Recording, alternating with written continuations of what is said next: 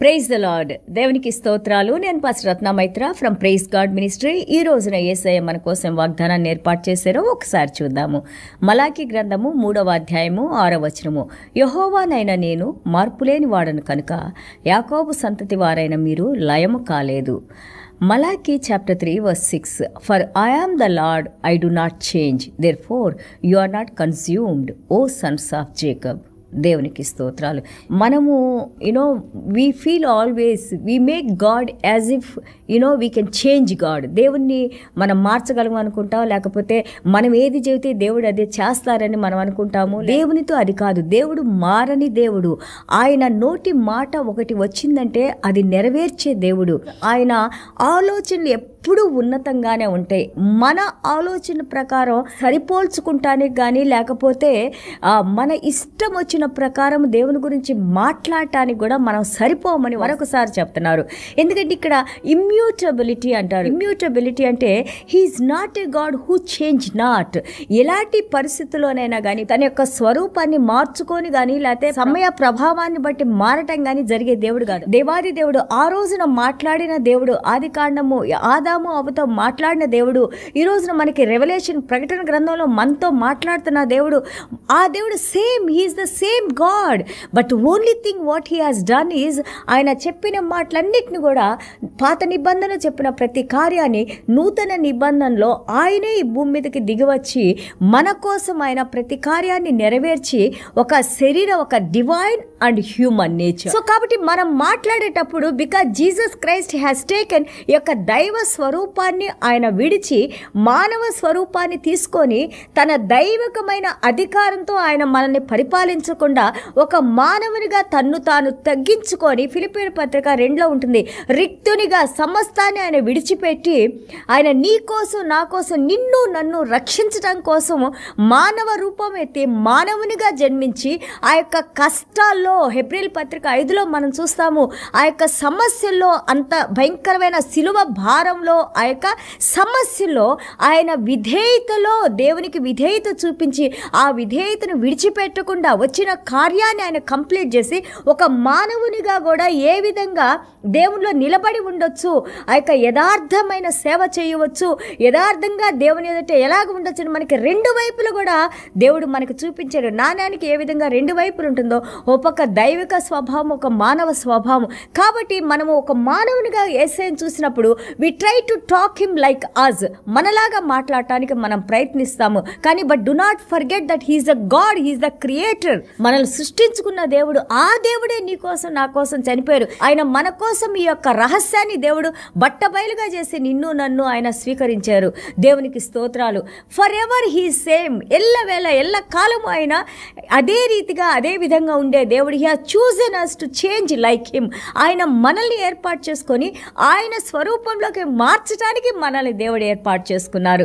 దేవునికి స్తోత్రాలు. And also చూడండి, ఇక్కడ మలాకి 3:5 వచనం మనం చదివినప్పుడు, తీర్పు తీర్చుటకై నేను మీ యొద్దకు రాగా, god is going to come to justify us, to judge us.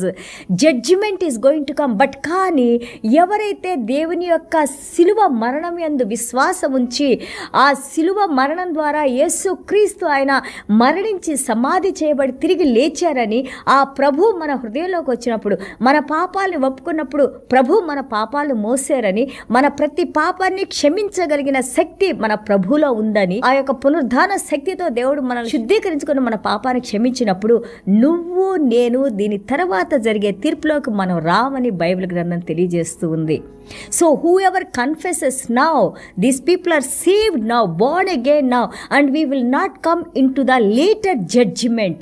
This is so important. అందుకే మనకి ఊపిరి ఉన్నప్పుడే దేవుని యొక్క సువార్తను వినినప్పుడు మన హృదయాల్ని కఠినపరచుకోవద్దని మరీ మరీ మరీ మనకి బైబిల్ గ్రంథంలో తెలియజేస్తూ ఉన్నారు.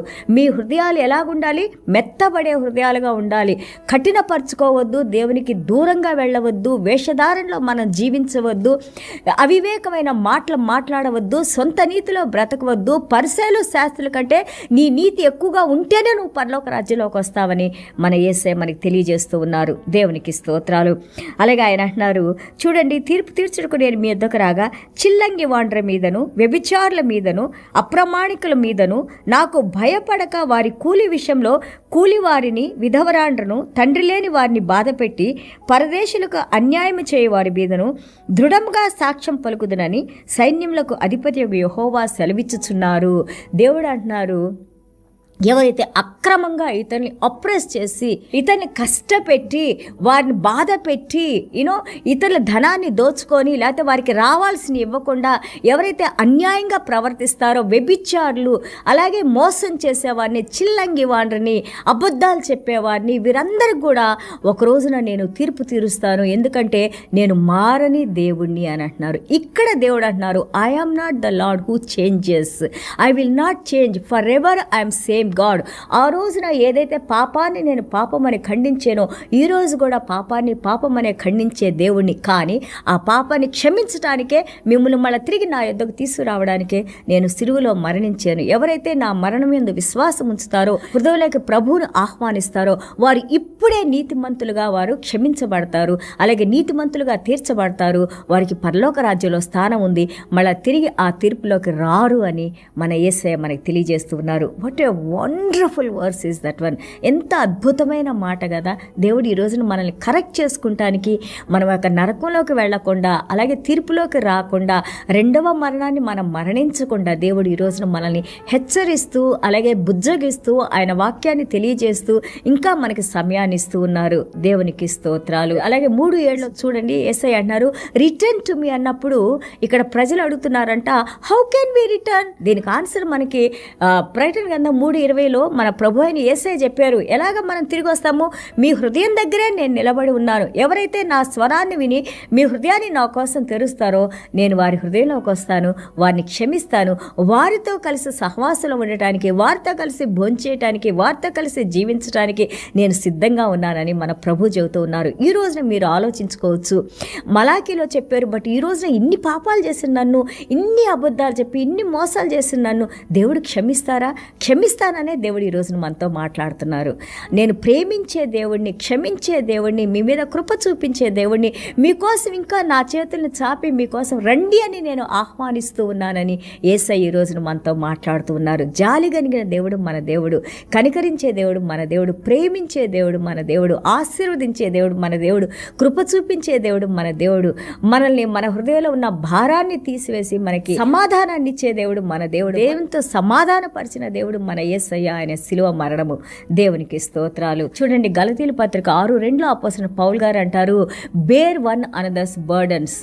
అలాగా ఒకరి కష్టాలను ఒకరు పంచుకుంటా ఉండండి. అలా చేయటం వల్ల దేవుని యొక్క ధర్మశాస్త్రాన్ని, క్రీస్తు ధర్మశాస్త్రాన్ని నెరవేర్చిన వారుగా మీరున్నారు అని అంటున్నారు. దేవునికి స్తోత్రాలు. అలాగే గలతీయులు 6:7 మనం చూస్తుంటే, గాడ్ ఈజ్ నాట్ మాక్డ్. దేవుణ్ణి మనము అపహసించేది, లేకపోతే ఏదో టైం పాస్ కోసం దేవుడి దగ్గరికి వచ్చేది, నలుగురు చూస్తున్నారని దేవుని దగ్గరికి వచ్చేది, లేకపోతే లేజీగా ఉందని దేవుని దగ్గరికి వెళ్ళపోవటం, ఇవన్నీ కూడా మనము మన అలవాట్లని, మన ప్రిఫరెన్సెస్ని మార్చుకోవాలని ఈరోజు దేవుడు చెప్తా ఉన్నారు. దేవుని దగ్గరికి వచ్చినప్పుడు మనం రాజులకు రాజు, ప్రభు దగ్గరికి వస్తున్నామని, ఆయన సర్వానికి సృష్టికర్త అని, ఆయన సన్నిధానానికి రావడానికి అది మనకు ఆశీర్వాదకరం అనే హృదయంతో మనం రావాలి, ఆయన్ని పూజించాలి, ఆయన సేవించాలి. ఎందుకంటే మారని దేవుడిని, మనల్ని కనికరించే దేవుడిని మనం కలిగి ఉన్నాము.